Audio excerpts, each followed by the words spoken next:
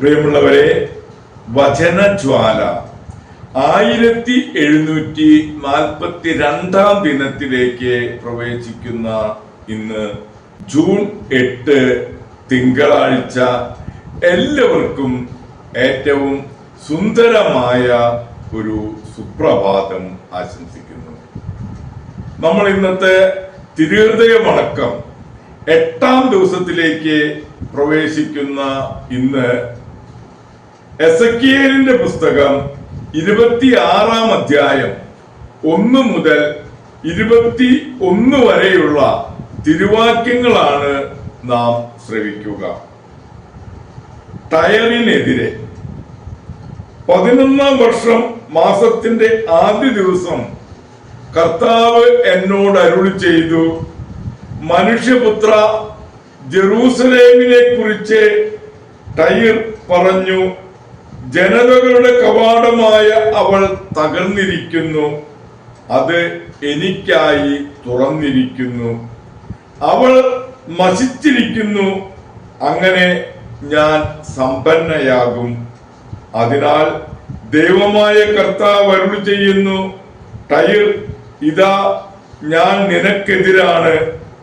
കടൽ തിരമാലകളെ എന്ന പോലെ ഞാൻ അനേകം ജനതകളെ നിനക്കെതിരെ അണിനിരത്തും. അവർ ടയറിന്റെ കോട്ടകൾ ഇടിച്ചു നിരത്തി ഗോപുരങ്ങൾ തകർക്കും. മണ്ണെല്ലാം വടിച്ചു കോരി ഞാൻ അവളെ വെറും പാറ പോലെയാക്കും. സമുദ്രത്തിൽ വല വിരിച്ചുണക്കാനുള്ള സ്ഥലമായി അവൾ പരിണമിക്കും. ദൈവമായ കർത്താവ് അരുളി ചെയ്യുന്നു, ഞാനാണ് ഇത് പറയുന്നത്. അവൾ ജനതകൾക്കൊരു കവർച്ച വസ്തുവായി തീരും. സമതലത്തിലുള്ള അവളുടെ പുത്രിമാർ വാളിന് ഇരയാകും. ഞാനാണ് കർത്താവ് എന്ന് അപ്പോൾ അവർ അറിയും. ദൈവമായ കർത്താവ് അരുളി ചെയ്യുന്നു, ഞാൻ വടക്ക് നിന്ന് ബാബിലോണിലെ രാജാവും രാജാതിരാജനുമായ നബൂഖദ്നേസറിനെ കുതിരകളോടും രഥങ്ങളോടും കുതിരപ്പടയാളികളോടും സൈന്യവ്യൂഹങ്ങളോടും കൂടെ ടയറിനെതിരെ കൊണ്ടുവരും. സമതലത്തിലുള്ള നിന്റെ പുത്രിമാരെ അവൻ വാളിനിരയാക്കുകയും നിനക്കെതിരെ ഉപരോധ സങ്കേതം ഉയർത്തി പരിചകൾ കൊണ്ട് മറയുണ്ടാക്കുകയും ചെയ്യും. നിന്റെ മതിലുകൾ അവൻ യന്ത്രമുട്ടികൾ ഉയർത്തി ഇടിച്ചു തകർക്കും. കോടാലി കൊണ്ട് ഗോപുരങ്ങൾ തകർക്കും. അവന്റെ അശ്വബാഹുല്യത്താൽ ഉയരുന്ന പൊടി നിന്നെ മൂടിക്കളയും. കോട്ടയണിഞ്ഞ പട്ടണത്തിലേക്ക് കടക്കുന്നത് പോലെ അവൻ നിന്റെ കവാടങ്ങളിലൂടെ പ്രവേശിക്കുമ്പോൾ കുതിരക്കാരുടെയും വണ്ടിക്കാരുടെയും രഥങ്ങളുടെയും ശബ്ദം കൊണ്ട് നിന്റെ മതിലുകൾ നടുങ്ങും. കുതിരകളുടെ കുളമ്പുകൾ കൊണ്ട് നിന്റെ തെരുവീതികൾ അവൻ ചവിട്ടി മെതിക്കും. നിന്റെ ജനത്തെ വാളിനിരയാക്കും. നിന്റെ ഉറപ്പുള്ള തൂണുകൾ പോലും നിലം പതിക്കും. അവർ നിന്റെ ധനം കവർച്ച ചെയ്യുകയും വ്യാപാര ചരക്കുകൾ കൊള്ളയടിക്കുകയും ചെയ്യും. നിന്റെ മതിലുകളും നിന്റെ മനോഹരങ്ങളായ ഭവനങ്ങളും അവർ നശിപ്പിക്കുകയും കല്ലും മണ്ണും മരവും സമുദ്ര മധ്യത്തിലേക്ക് വലിച്ചെറിയുകയും ചെയ്യും. നിന്റെ സംഗീതത്തിന്റെ സ്വരം ഞാൻ നിർത്തും. വീണാനാദം മേലിൽ ഞാൻ കേൾക്കുകയില്ല. ദൈവമായ കർത്താവ് അരുളി ചെയ്യുന്നു, നിന്നെ ഞാൻ വെറും പാറ പോലെയാക്കും. വല വിരിച്ചുണക്കുന്നതിനുള്ള സ്ഥലമായി നീ തീരും. ഒരിക്കലും നീ പുനരുദ്ധരിക്കപ്പെടുകയില്ല. കർത്താവായ ഞാനാണ് ഇത് പറയുന്നത്. ദൈവമായ കർത്താവ് ടയറിനോട് അരുളി ചെയ്യുന്നു, നിന്റെ മധ്യത്തിൽ സംഹാരം നടക്കുമ്പോൾ, മുറിവേറ്റവർ ഞെരുങ്ങുമ്പോൾ, നിന്റെ പതനത്തിന്റെ ശബ്ദത്താൽ ദ്വീപുകൾ നടുങ്ങുകയില്ലേ? അപ്പോൾ സമുദ്രത്തിലെ എല്ലാ രാജാക്കന്മാരും സിംഹാസനം വിട്ടിറങ്ങി മേലങ്കികൾ മാറ്റി അലങ്കൃത വസ്തുക്കൾ ഉരിഞ്ഞുകളയും. അവരെ വിറയൽ പൊതിയും.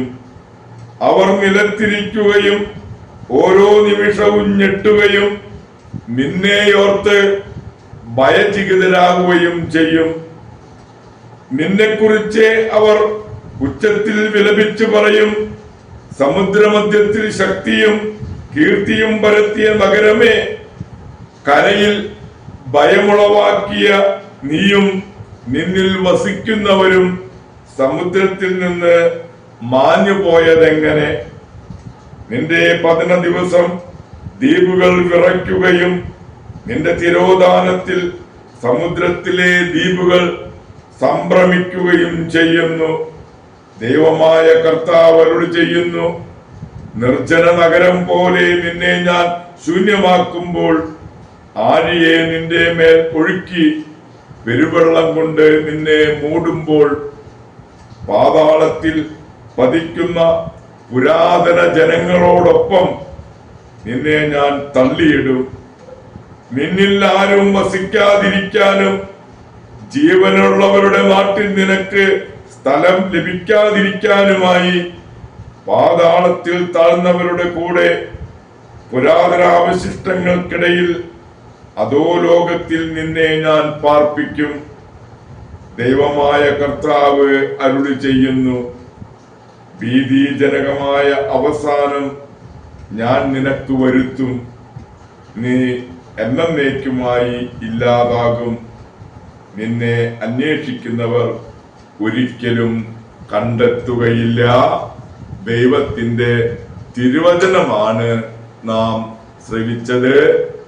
പ്രിയമുള്ളവരെ, ആഗോള കത്തോലിക്ക സഭയിൽ ഇന്ന് മെത്രാനായ വിശുദ്ധ മെഡാർഡിനെയും നമ്മുടെ ഇടയിൽ നിന്നും പുത്തഞ്ചിറ ഗ്രാമത്തിൽ നിന്നും വിശുദ്ധ പദവിയിലേക്ക് ഉയർന്ന വിശുദ്ധ മറിയം ത്രേസ്യയെയും അനുസ്മരിക്കുന്ന സുദിനമാണ് ഇന്ന്. കുടുംബങ്ങളുടെ മധ്യസ്ഥയായ വിശുദ്ധ മറിയം ത്രേസ്യ വളരെ ചെറുപ്പം മുതൽ പുണ്യവതി എന്ന പേര് സമ്പാദിച്ചിരുന്നു. 5-ാം വയസ്സ് മുതൽ ഉപവാസം അനുഷ്ഠിച്ചു തുടങ്ങി. 1876 ജനനം. 1912 നവംബർ 26 ത്രേസ്യ ഒല്ലൂർ കർമ്മല മഠത്തിൽ പ്രവേശിച്ചു. 913 അഭിമന്യ മേനാച്ചേരി പിതാവിന്റെയും വിധേയത്തിൽ അച്ഛന്റെയും അനുവാദത്തോടെ തിരുക്കുടുംബ സന്യാസിനി സഭയുടെ പ്രഥമ ഭവനം ആരംഭിച്ചു.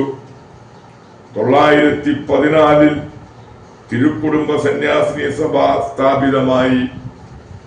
സമൂഹത്തിന്റെ പ്രത്യേകമായി കുടുംബങ്ങളുടെ ഉന്നമനത്തിനായി പ്രയത്നിച്ച മറിയം ത്രേസ്യ 1926 ജൂൺ 8 ദിവംഗതയായി.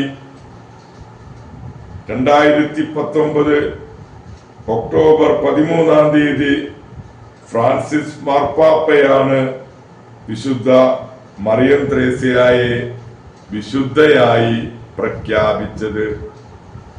പ്രിയമുള്ളവരെ, മെത്രാനായ വിശുദ്ധ മെഡാർഡിന്റെയും പുത്തഞ്ചേരി ഗ്രാമത്തിൽ നിന്നും വിശുദ്ധ പദവിയിലേക്ക് ഉയർന്ന കുടുംബങ്ങളുടെ മധ്യസ്ഥയായ വിശുദ്ധ മറിയം ത്രേസ്യയുടെയും മാധ്യസ്ഥം യാചിച്ച് ഇന്നത്തെ ഈ നല്ല ദിവസത്തിലേക്ക് നമുക്ക് പ്രവേശിക്കാം. എല്ലാവർക്കും നല്ല ഒരു തിങ്കളാഴ്ച ദിവസം ആശംസിക്കുന്നു. ദൈവം നമ്മെ ഓരോരുത്തരെയും സമൃദ്ധമായി അനുഗ്രഹിക്കട്ടെ.